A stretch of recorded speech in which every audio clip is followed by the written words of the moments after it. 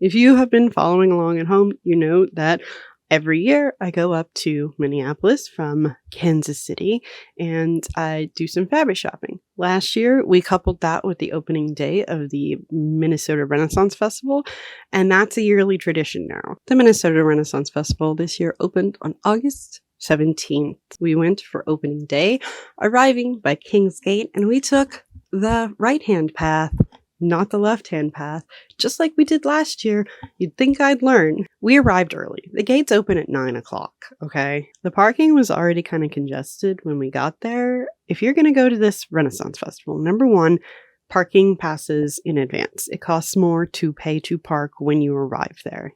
Get your parking pass for the day that you're going to go online before you got your QR code. Everything will be good. Second, get there early or get there late. It is 8:36 and we have made it to the line where there is already quite a line. All of this, that's the line. So if you want to get a good spot in line, you have to come early or come late and just miss all of this and just be able to go straight through the door. But if you want good parking, if you're driving in, get there early. They do have a section for ADA parking, which is right up front, and they do have shuttles that run from each of the parking areas up to the front.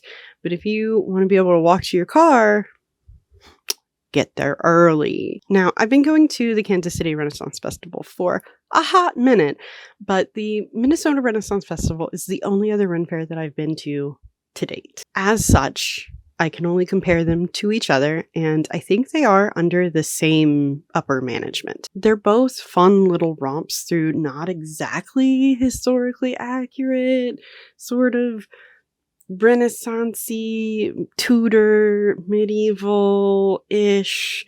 They've got fairies. It's kind of like a fuzzy gray area. I mean, turkey legs. Turkeys are indigenous to North America, so they wouldn't have been around in, Tudor England or Renaissance periods of any kind, unless you're in North America, but that's not the vibe of these places. Now, every Ren Fair that I am aware of does do themed weekends. The theme for the weekend that we went to the Minnesota Renaissance Festival was Once Upon a Time. I decided to go with a pirate theme. I had a little fairy godmother in my party. Most of us dressed up for the occasion, but let it be known, you do not have to dress up for a Renaissance Festival. It is not required. You can go in whatever you want to go as long as you're street legal and you're not going to pass out from being overheated. Because let me tell you, most of these Renaissance festivals are during summer, early fall. We're hoping to go down to the Texas Renaissance Festival, which is the biggest Renaissance festival in the world, but it's going to be still in the 80s when we get there in October. Yeah, it's warm. Dress accordingly. Try not to wear multiple layers of polyester, okay? The weather was pretty nice. There was one portion of the day where the sky opened up and the rain came down. So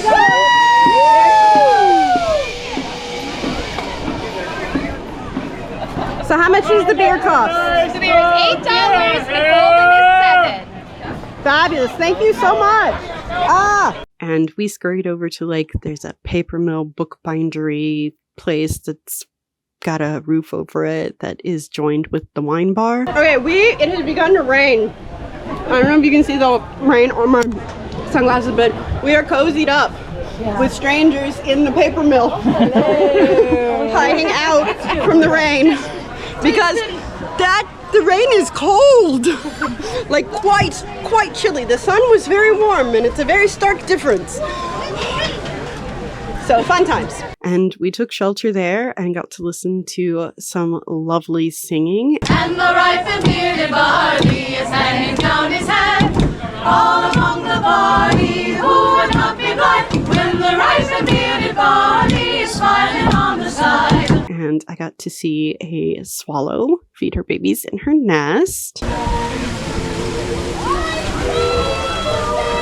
And then, like, it was the most Midwestern weather that I have ever experienced because it was cloudy, it was sunny, it was cloudy, it was sunny, it was rainy, then it was sunny, then it was cloudy.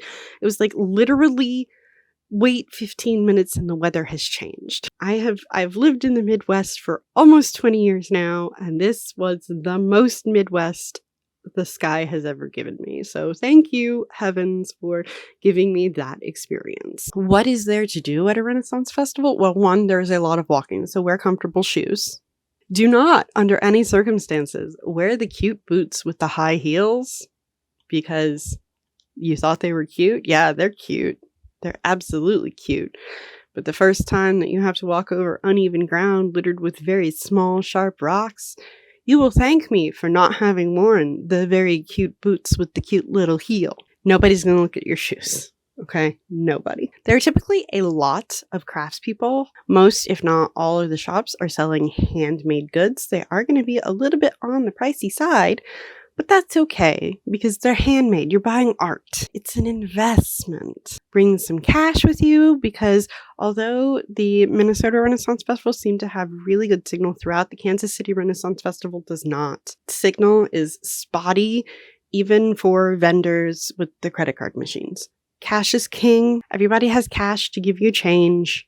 Bring some cash. That's a good way to set a budget too. If you can't just whip out your magic card and say, put it on here, and you have to actually come up with the cold, hard dollars, it's a real good way to keep you from overspending like some of us did at the Renaissance Festival. Okay, I know. You want to know, what did I overspend on? Okay, well, I'm not going to keep you in suspense. I will keep editing me in suspense because I got to go get something.